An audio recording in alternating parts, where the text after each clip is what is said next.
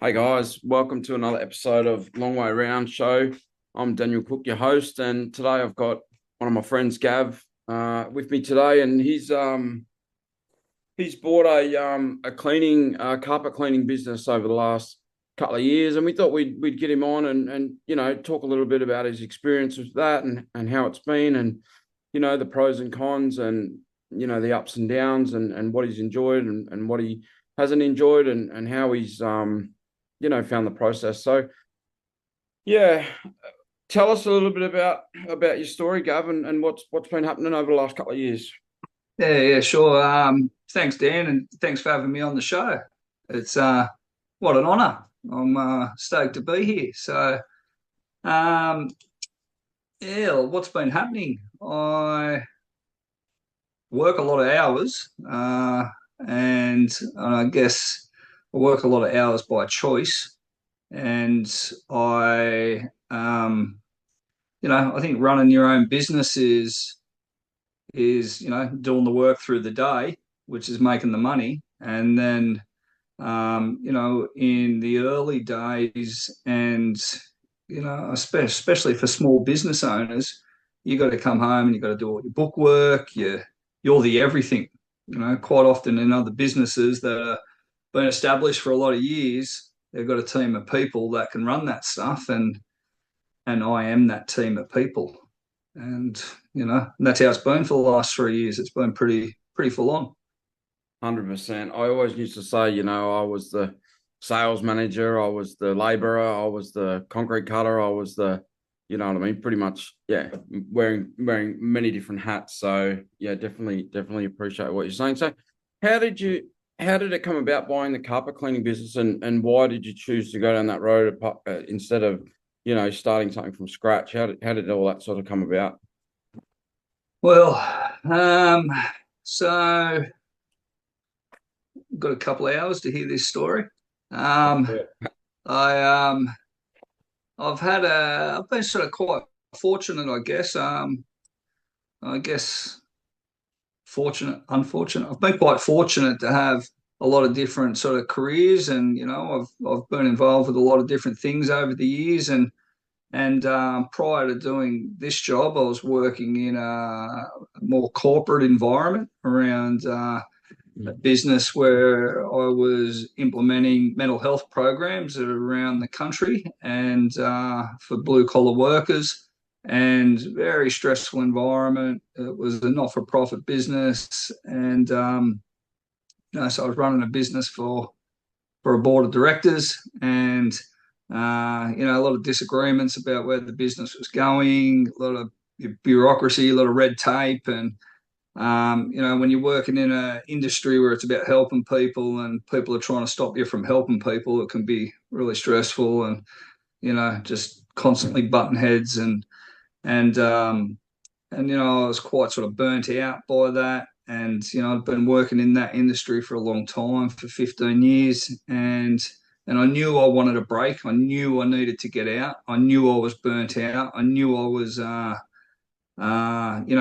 the end of my line, and I just couldn't make that move. I just didn't know how to say. I didn't know how to put my hand up and go, enough's enough. This is killing me. And I sort of I've got that. I think I sort of was, bred with that attitude of we just keep pushing through. We just keep pushing through, push through, and don't say anything. Don't put your hand up. Don't ask for help. And that sort of stuff works to a degree. And when it all comes falling down, for me it come falling down pretty quick. And anyway, long story short, I ended up having a year and a half off work, and within that year and a half I started like getting my energy back and recuperating, and looking at what the sort of future held for me. And I was 45 years of age and thinking that I'm going to start a new career, and what that looked like I just had no idea.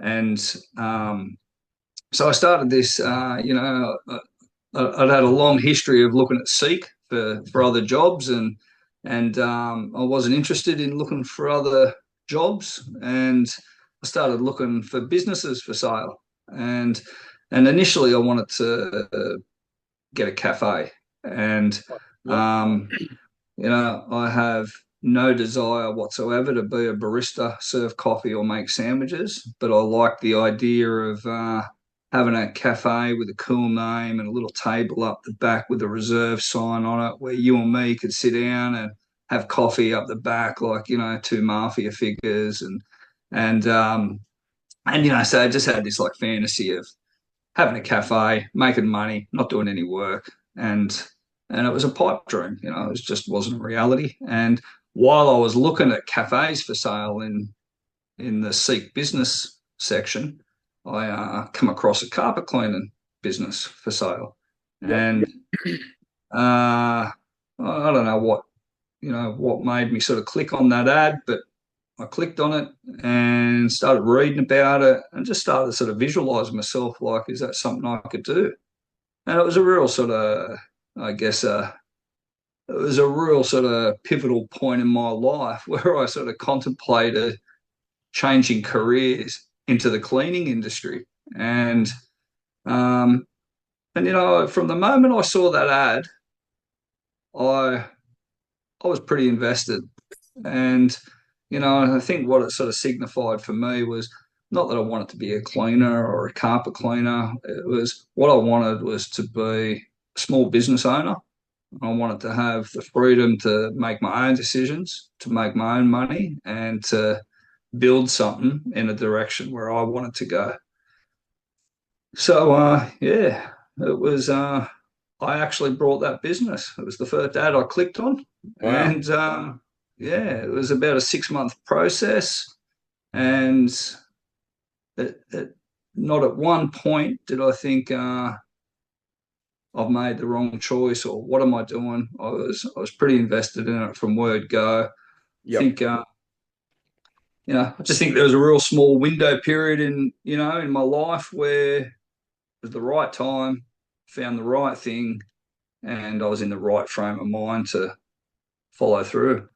Give it a crack. So I mean, I can see where the cafe thing would be down your alley as well. You know what I mean? I obviously you're a pretty likable bloke, and you sort of get along with most people, and yeah, I can see where the pipe dream of being I guess the hostess. You know what I mean? Like, or not hostess, whatever the word is, like a publican, but not in a bar. I don't know what they call it for Yeah, cafes, but someone who's running a cafe and talking to the local, people that come in and all the different, you know, police officers or local business owners or just different people, and everyone knows Gav and everyone sort of says hello to Gav, and yeah, I can see where that would have been something that would have I think you would have done well in too. But you've gone down this avenue and you've bought a business. And so you said it was about a 6 month process. So what was the process like? Like, did you have to get lawyers involved? Did you have to,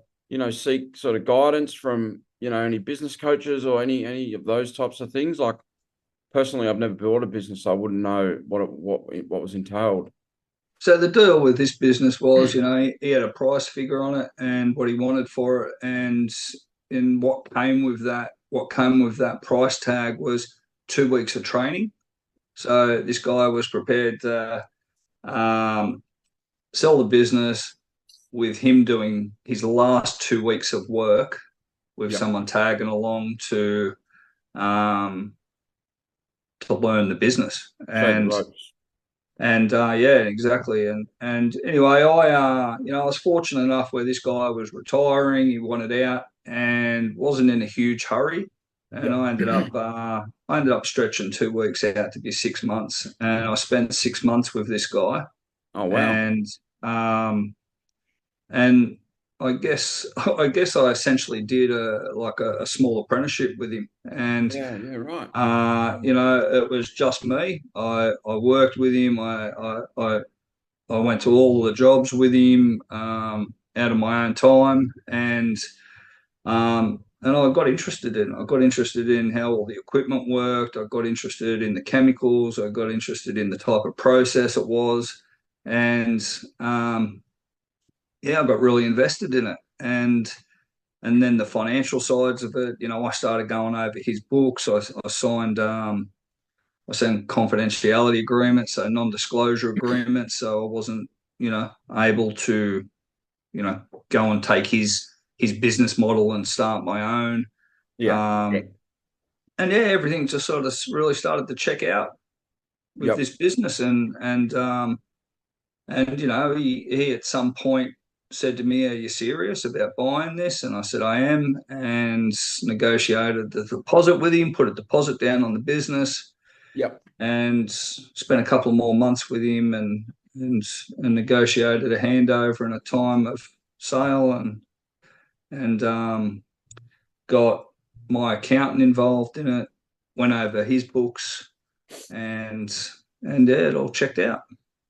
Yeah, beautiful. And I know you've sort of rebranded since then, but how long was his business sort of operating for before before you took over? He was doing 10 years. 10 years, yeah, right. Okay. Yeah, It was yeah. So pretty yeah, yeah, established. he built up a good business over 10 years, and Yeah. really good business just for a one man show, Yep. and yeah, I I sort of knew from day one that I was going to rebrand. Yep. I had already had a sort of vision in my mind about uh, the brand and the style and the personality of the business. I think that's really important. And, I've done a little bit of work around that stuff, around what your business personality looks like.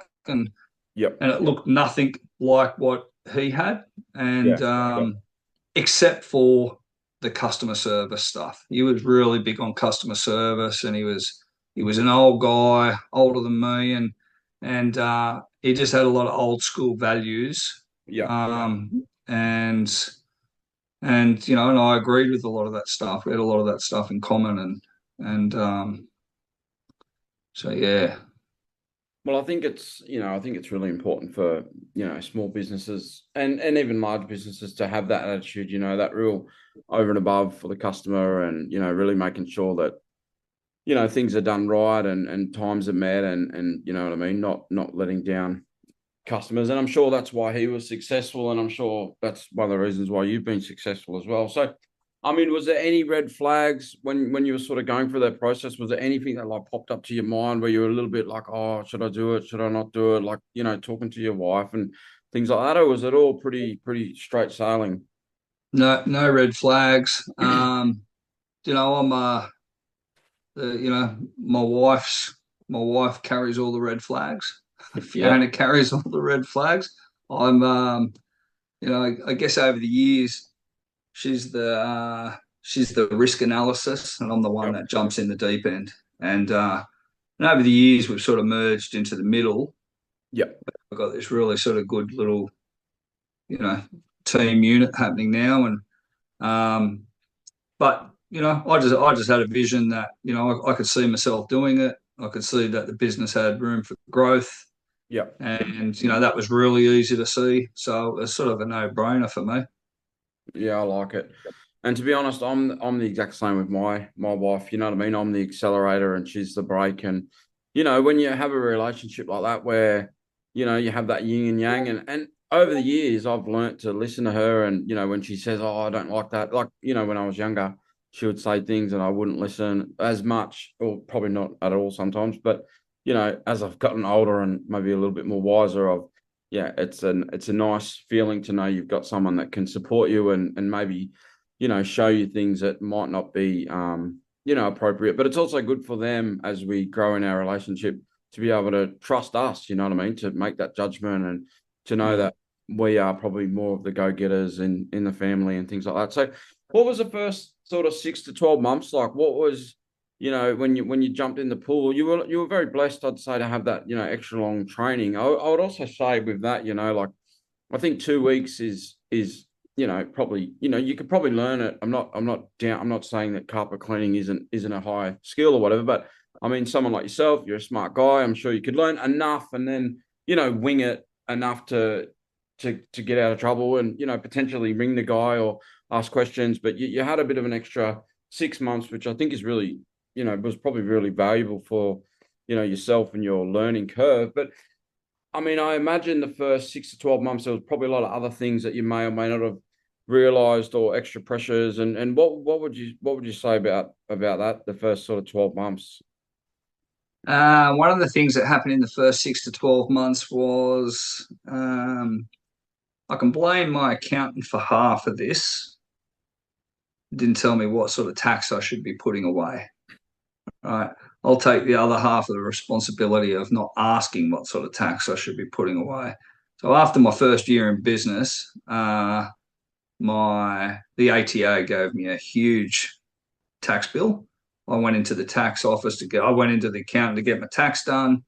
I expected to be walking out of there with a couple of grand like I'd always got every year. I'd already spent the money. I was going to the surf shop, getting a new surfboard. The only thing I was worried about how I was going to tell the wife that I've already spent my tax return, and instead I walked out of there and I had a tax bill of like 45 grand, Yeah, right. and just could not understand how that was possible. Took me a long time to sort of get my head around it, not just the shock, but just to understand about how tax works in companies and the different types of tax and the different responsibilities that you've got, and that there wasn't actually someone sitting on top of me telling me what I needed to do. Yeah. It's interesting because a similar thing happened to me. Not exactly the same, but I'm not sure. I can't remember exactly how it works, but I think maybe the first year or so you don't have to do your BAS statements every 3 months and things like that. And then um, after the first year, I think they start getting you to do it every 3 months and stuff like that. And yeah, like and definitely for me, and I'm sure many small business owners, you might have your tax, but you're robbing from Peter to take to Paul, and you're buying equipment and you're saving up, and then you get bills, and you use a bit of that money, and it's tricky. You know what I mean? It's definitely Mm. it's a juggle. So yeah, that would have been a bit of a shock to the system for you, and would have been probably a bit of a kick in the guts, I'd imagine. But you've managed to get through that and keep moving forward.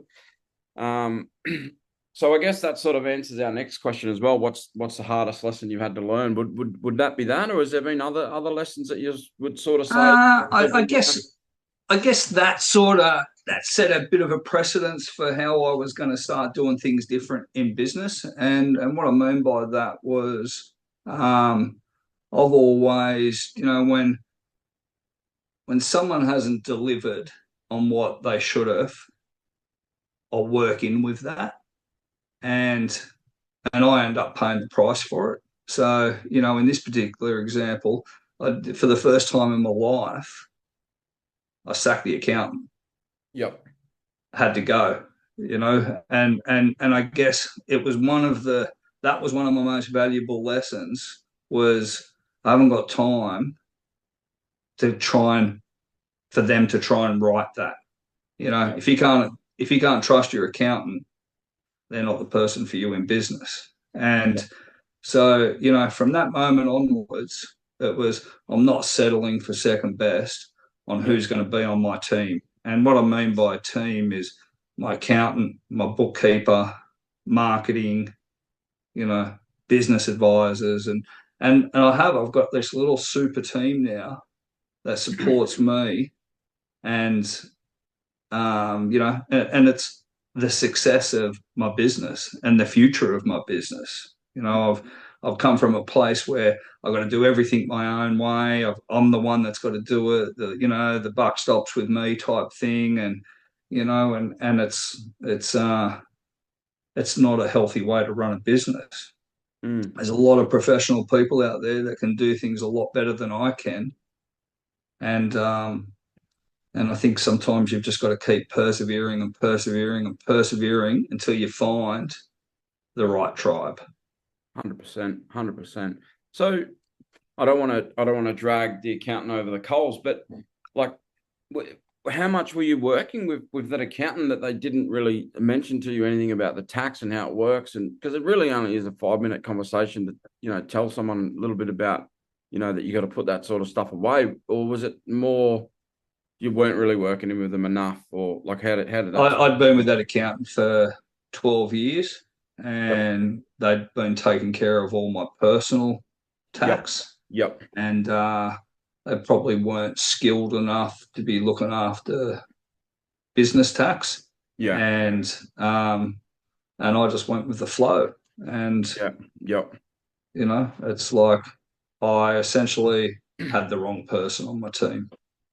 Gotcha. I mean, it's sort of one of them things where you would some people might assume that you would know that, and you wouldn't necessarily want to, make someone feel like, hey, Gav, you do realize that, because you don't want to make them feel like you should know, but it's probably something where you should um potentially mention it, even if it's one of them things where, hey, you probably know, but hey, just want to make sure you know that you've been doing really well, you're kicking butt, but just remember that all that money's some of it's got to go by the government, unfortunately.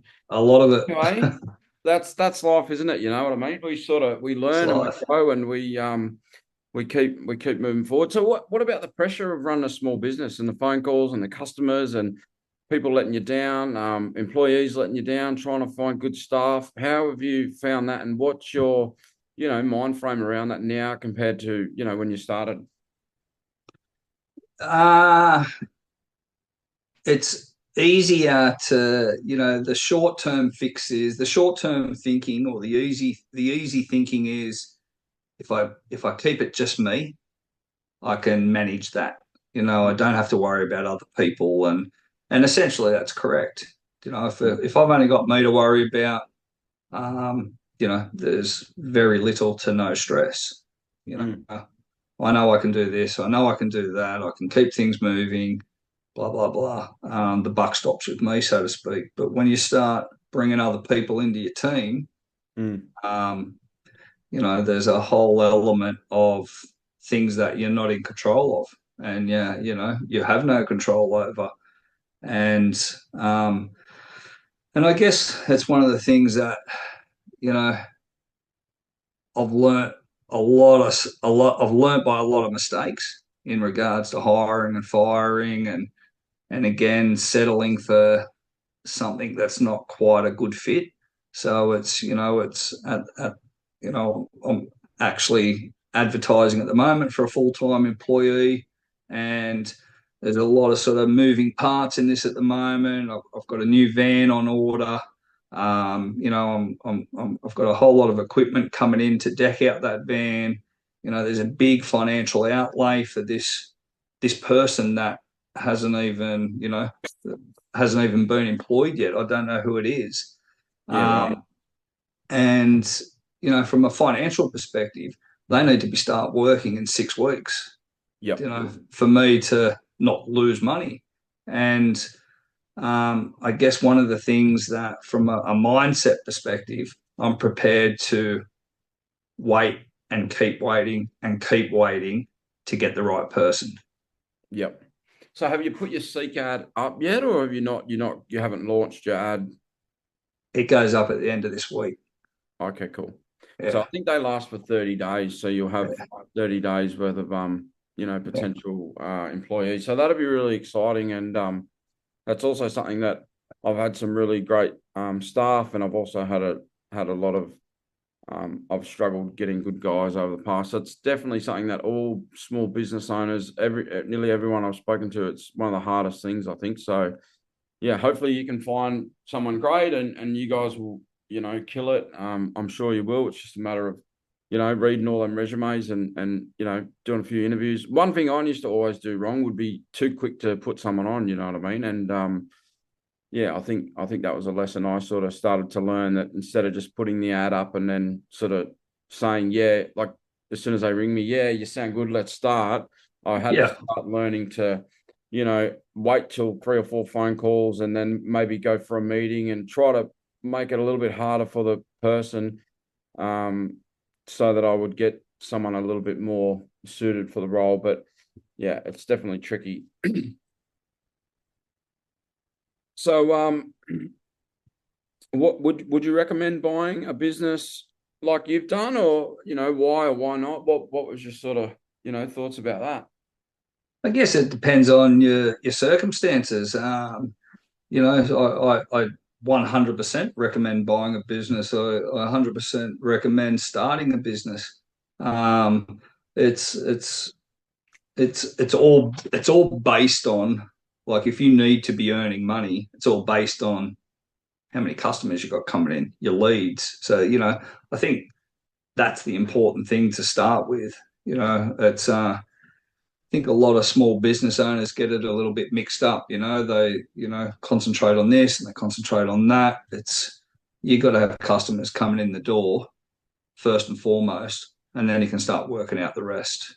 I was talking about sort of brand personality before, and I used to get really caught up on that, and and creating an image for the company, and that stuff at the moment is sort of on the back burner for me, and it's more about getting customers in, to more customers in, to come in line with what my overall 10-year plan is, and that's building the company to a lot bigger than it is now. Yep. So yeah, I think it's such a rewarding thing, and such a element of freedom to be able to have your own business, because some people say it's like you're your own master, and for me it's I get to direct all my energy, and I've got a lot of energy around this stuff. I love the marketing side of things. I love marketing. I love business development. I love the growth side of it, and the bigger plan stuff, and I know where the company's going, and I know how to get it there. Yep. But yeah, it's a I find it a really interesting and a fascinating thing to see how business works. And I think if you got that sort of passion, Mm. you get to drive all your energy into something that's yours. So, Gav, you've put 5, 10 years look like for you? Where are you? What's your goals? What do you want to achieve? What's that look like for you now? So you're asking me what my BHAG is? BHAG? Yeah, BHAG. Yeah, you heard of a BHAG? No, I haven't. Tell me what's a BHAG? Right, I'd love to. So BHAG stands for Big, Hairy, Audacious Goal.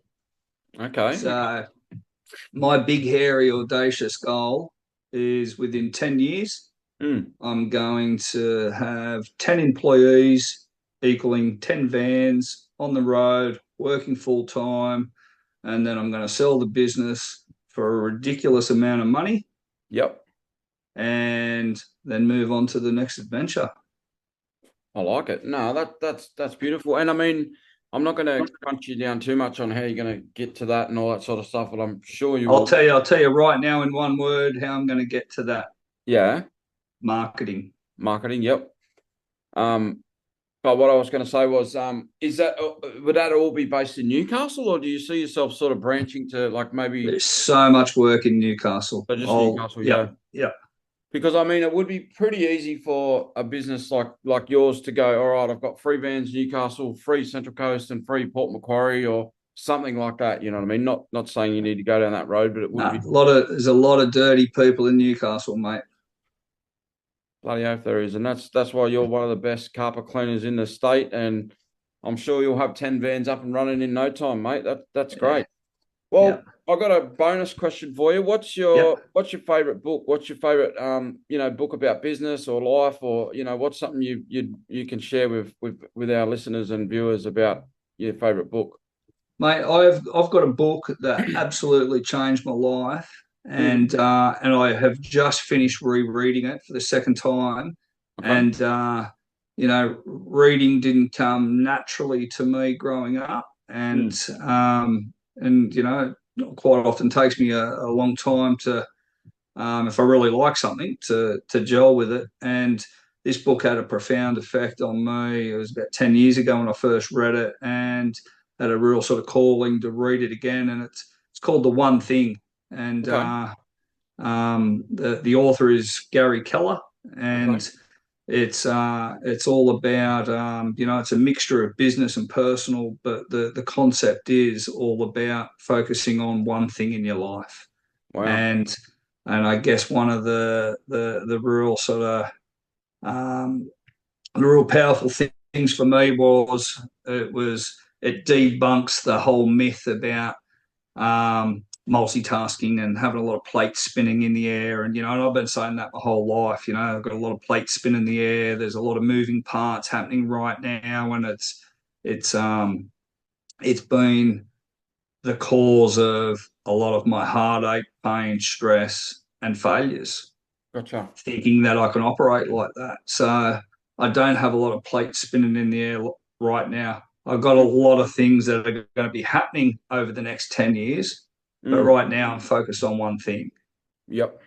and that's dictated by my plan. So I'm all about the strategy, I'm all about the plan, and I'm all about the next task that's going to get me to my goal. And that book has just simplified that for me.